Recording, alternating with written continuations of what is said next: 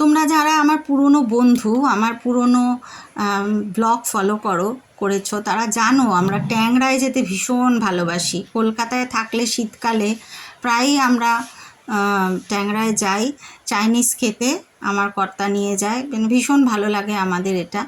তো বোলপুরে না অনেক রেস্টুরেন্টেই দেখেছি ট্যাংরা স্টাইল বলে অনেক কিছু প্রিপারেশন দেখায়, আর খেয়েও দেখেছি, মানে আনিয়েছি বা গিয়ে খেয়েছি। একেবারেই ট্যাংরা স্টাইল নয়। Tangra style chilli fish, chilli chicken মন ভরেনি।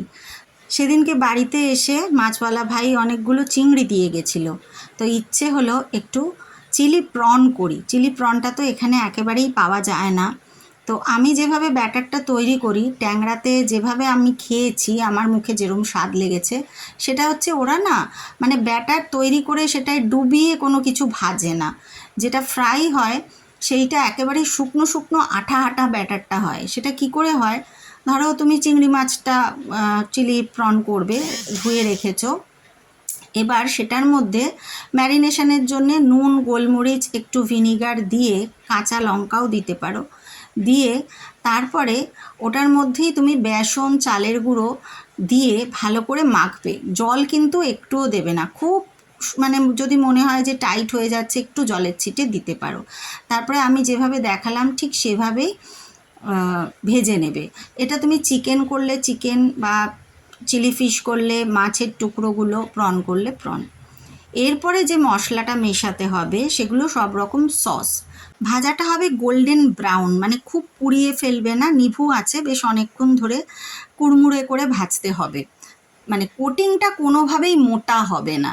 আর তারপরে আমি যেটা করলাম সেটা হচ্ছে, ওখানেই যেটা মানে শিখেছি সেটা হচ্ছে লাল লঙ্কা, মানে শুকনো লঙ্কা, ভিনিগার, কাঁচা লঙ্কা, সিচুয়ান সস, তার সাথে টমেটো সস, আর আমি আর একটাও দিই হচ্ছে একটু অরিগ্যানো দিই, আর চিলি ফ্লেক্স দিই।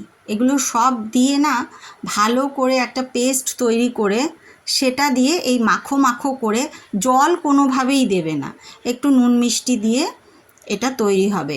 আর ক্যাপসিকাম না, পেঁয়াজ আর কাঁচা লঙ্কা, এটাই কিন্তু একটু মোটা মোটা করে কেটে এর মধ্যে থাকে। এটাই ট্যাংরা স্টাইল। ট্যাংরাতে কিন্তু ক্যাপসিকাম চিলি ফিশ বা চিলি প্রনে কখনোই আমি দেখিনি। চিলি চিকেনে মাঝে মাঝে থাকে, কিন্তু গার্লিক চিকেন টিকেনে কিন্তু থাকে না। তাই ক্যাপসিকামটা যখন দেবে বুঝে দেবে। আর মেয়ে যখন ভাজা হচ্ছিল তখন একটুখানি নিয়ে পালালো, দেখতে পেলে তো? এটাই মজা বাড়ির রান্নার। টাটা, ভালো থেকো।